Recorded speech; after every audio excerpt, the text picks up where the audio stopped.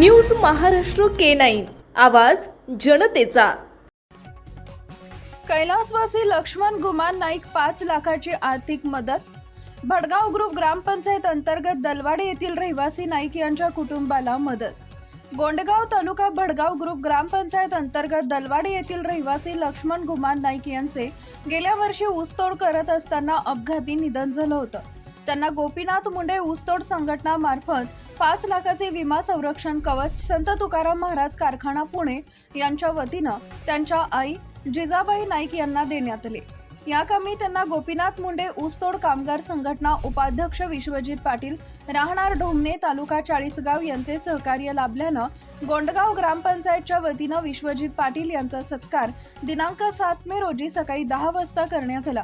यावेळी लोकनियुक्त सरपंच राहुल नेहरू पाटील, शेतकरी विमा प्रतिनिधी राजेंद्र बाबूलाल निकम, राष्ट्रवादी काँग्रेसचे भडगाव तालुका उपाध्यक्ष राहुल युवराज पाटील, गोंडगाव ग्रामपंचायत पोटनिवडणुकीत बिनविरोध निवडून आलेले नवनिर्वाचित ग्रामपंचायत सदस्य आनंदा सोनवणेसह ग्रामस्थ उपस्थित होते।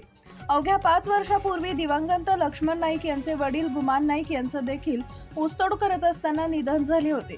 दोघं मुलगा व वडिलांच्या अपघाती निधनानं गरीब नाईक परिवाराचा संसार उघड्यावर आल्यानं एकटी आई जिजाबाई गुमान नाईक परिवाराला आर्थिक मदतीचा हात मिळाल्याचा आनंद गरीब कुटुंबाच्या चेहऱ्यावर दिसत आहे।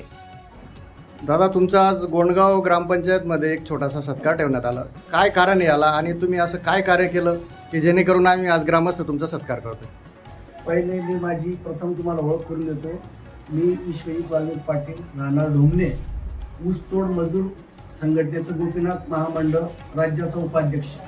आपल्या गावातील मजूर गुमान पाटील हे आपल्याकडे ऊसतोड मजूर म्हणून होते। जाताना त्यांचा कारखान्यावर साईडवर जाताना त्यांचा अपघात झाला आणि त्या अपघातात आपण त्यांना पाठपुरावा करून विम्यापोटी आज रोजी त्यांच्या मातोश्री त्यांच्या नावाने आज त्यांना 5 लाख रुपये आपण एक विम्याचं जे कवच होतं ते त्यांना आज आपण आपल्या प्रयत्नांनी आणि कारखान्याच्या सहयोगाने आपण त्यांना आज त्यांच्या खात्यावर वर्ग केलं आणि असंच कार्य आपण यापुढेही करत राहणार आहे। गरीब जनता जेही असेल, ऊसतोड मजूर असो किंवा कोणी बांधकाम व्यावसायिक असो, त्यांचा जो विम्याचा काम असतं त्याचा पाठपुरावा करून आपण त्यांच्या आरोग्यासाठी भविष्यासाठी आपण कटिबद्ध राहू अशी मी तुम्हाला सांगतो। कधी झाला होता अपघात? साधारण हा अपघात मागच्या वर्षी ऑक्टोबरला 2025 ला झाला।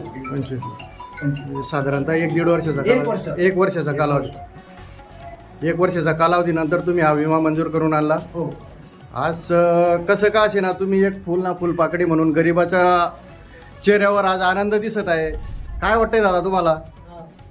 काय वाटतंय? नाही, एक आनंद वाटतंय बोला मला। त्यांनी जो पाठपुरावा केला तर ते अतिशय म्हणजे आम्हाला आनंदाची बातमी आहे खरंच। त्यांनी आम्हाला जे डॉक्युमेंट सांगितलं, जे माहिती दिली ती आम्ही सर्व त्यांनी माहिती पुरवली आम्ही, आणि जे विम्याचं जेवढी रक्कम होती त्यांनी आज आमच्या अकाउंटला ती जमा झाली। असं वाटत होतं का तुम्हाला? असं वाटत होतं का विमा कधी मंजूर होईल किंवा अशी आपल्याला घर बसून मदत येईल? लोक सांगत होते विमाचं ते काही मंजूर होणार नाही म्हणे, ते फसवते असं लोक सांगत होते, पण त्यांनी अतिशय एकदम चांगलं काम केलंय आणि आमच्या गावासाठी आम्हाला पण एक भरोसा त्यांच्याकडून आम्हाला असं मिळाला किंवा अशी माहिती म्हणजे विमा पास होऊन गरीबाचं काहीतरी भरवू शकतं असं। दादासाहेब, धन्यवाद। तुम्ही आमच्या गावातील एक गरीब कुटुंबाला मदत केली।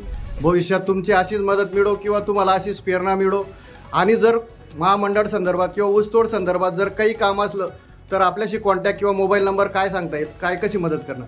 मी तुम्हाला सांगतो, आपल्या जळगाव जिल्ह्यातच नव्हे तर खानदेशात तर पूर्ण महाराष्ट्र राज्यात कुठल्याही ऊसतोड मजुरांना भविष्यात बैलाचा अपघात असो, जनावरांचा अपघात असो किंवा जीवितहानी असो, त्यांना जर कुठलाही अपघात झाला त्यांनी माझ्याशी संपर्क करून माझा मोबाईल क्रमांक 9730682311 आहे आणि आपण कुठल्याही राज्य आपल्या महाराष्ट्र राज्यातला कुठलाही मजूर असो, आपण त्याच्या पाठीची खंबीर उभी राहून त्यांना पुन्हा फुलाची पाकळी जी आहे ते त्यांना देण्याचं कर्तव्य माझं क्रमप्राप्त राहील।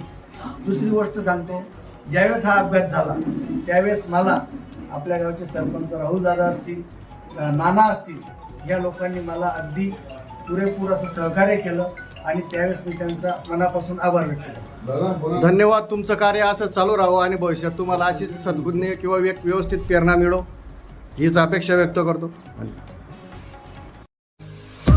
महाराष्ट्रातील महत्त्वाच्या आणि ताज्या बातम्या पाहण्यासाठी आमच्या न्यूज महाराष्ट्र K9 चॅनलला यूट्यूबवर सबस्क्राईब करा आणि बेल आयकॉन प्रेस करा.